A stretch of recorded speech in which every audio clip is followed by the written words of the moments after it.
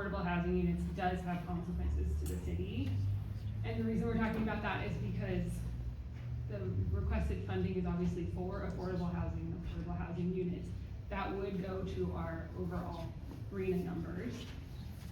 And so there's several factors that I think help frame this conversation.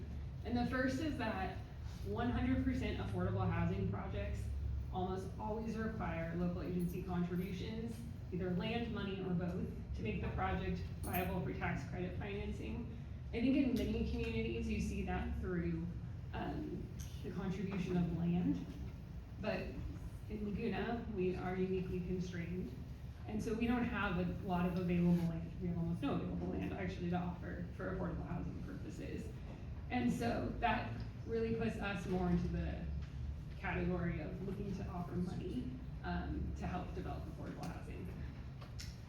The second point I'd like to make is if affordable housing is not built on inventory sites, then there are some consequences.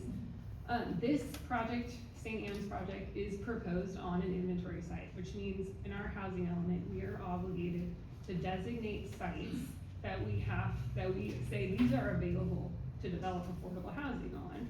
And the state housing laws, they make it very difficult to not allow housing to be developed on those sites.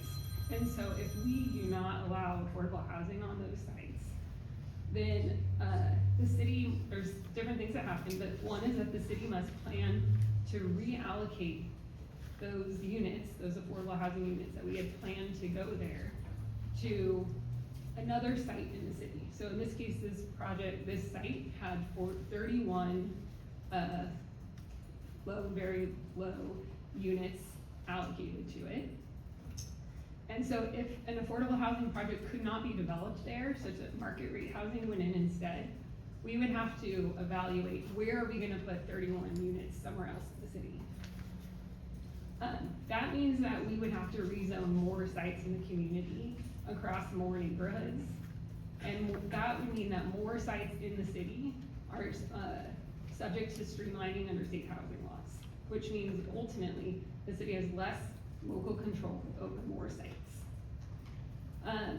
Also, in terms of future housing elements, there's housing laws that will come into play, including that HCD, who ultimately says, okay, you city, you have done a valid housing element, we give you the thumbs up, we say that you're in compliance. HCD will not allow you to use sites that are so constrained that realistically they can't be developed upon. And so if we are unable to develop affordable housing on the sites we have identified, they're gonna tell us to look for different sites for our future housing elements. What's tricky about that is under state housing laws, it's very difficult once you have zoned a property for housing purposes to zone it away for that purpose. That consequently means that the city will have the sites it's identified in its inventory have been rezoned for housing purposes, and in its next housing element will have to find new sites to accommodate. So you'll have more sites, again, available for affordable housing. Next slide, please.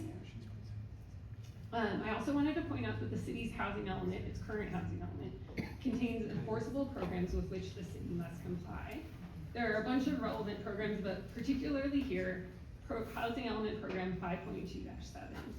And this program talks about affordable housing partnerships. And it obligates the city to look for affordable housing partnerships to develop affordable housing. And it says that we must look to provide incentives where possible for the development of that housing. And in particular, under action item A, it says that the city must facilitate the development of affordable housing on religious use properties identified in sites inventory to achieve the city's overall goal of 192 affordable units. So this is an identified site, and so this is part of our program to look for incentives for the development of this affordable housing. It also says to work with affordable housing developers and develop incentives for the production of these extremely low income households. Next slide, please. Housing Element Program 5.2-9. Also, this is a different program in our housing element. This is about affordable housing funding and programs. And this obligates the city to pursue grants and funding opportunities to help develop affordable housing and to provide incentives such reductions or waivers, which is some things we'll talk about later in this presentation. To use and maintain our in lieu housing funds, which is something we'll also talk about in this presentation. And to monitor financial assistance through HCD, which is also for grants through HCD, which is also something that we'll talk about later in this presentation. So, a lot of times when we talk about our housing element, we really talk about our RENA numbers, and people kind of forget about the programs that we have, but we have an obligation to comply with these programs. And our failure to comply means that HCD could say, hey, you're ignoring your programs. Are you really in substantial compliance with your housing element? As we've talked about in other topics and other places, that being deemed out of your compliance with your housing element puts you at risk for builder's remedy. And so that's something to keep in mind too, is just that overall we have to maintain compliance with our housing element. One thing that we do in order to show HCD we're in compliance is we have to file an annual progress report where we identify compliance with our programs and we show them how many units we've developed for affordable housing purposes. So they are aware currently of our current levels for very low and low at 0 affordable units. Next slide, please. The city has offered funds as part of this financing that the city is discussing today. Some of those funds are in lieu housing funds. In lieu housing funds can only be used for affordable housing purposes. The city cannot spend them for any other purpose. So part of the city's funding package comes from those funds that are for that restricted purpose. And then these last 2 points, I'll just note quickly that the RENA methodology, which is how the state determines how many affordable housing units we are allocated for each housing element cycle, considers different things like existing need, cost burden, and overcrowding. And effectively that means that if we don't produce any affordable housing, we would anticipate our RENA numbers would be higher in the next round based on the methodology. And then my final point is just, which I often mention to the council, that the state has spent a lot of time over the last decade on housing laws and affordable housing laws.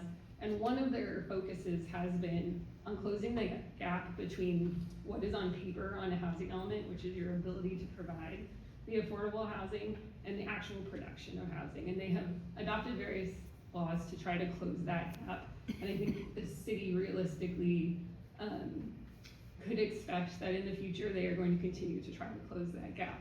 So the lack of affordable housing production in the future may be a consequence to the city. So, and with that background, we're going to kick off the presentation.